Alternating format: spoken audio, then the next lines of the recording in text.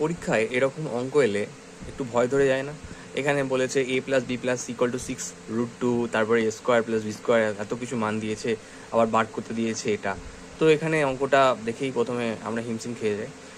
তো এই রকমের অঙ্কগুলোকে করতে গেলে একটা ট্রিক আছে।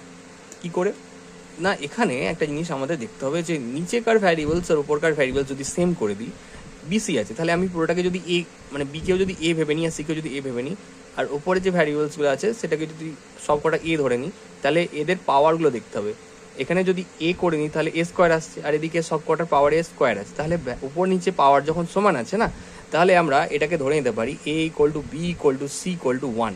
এখানে যদি নন জিরো ধরেছে তাই আমরা এটাকে 1 ধরে নিচ্ছি। 1 ধরলে কী হবে, এ স্কোয়ার, এখানে এ স্কোয়ার মানে 1 তার square plus B square, B square মানে 1 তার স্কোয়ার, বিসি মানে 1 ইন্টু 1, তাহলে হচ্ছে কত 2/1,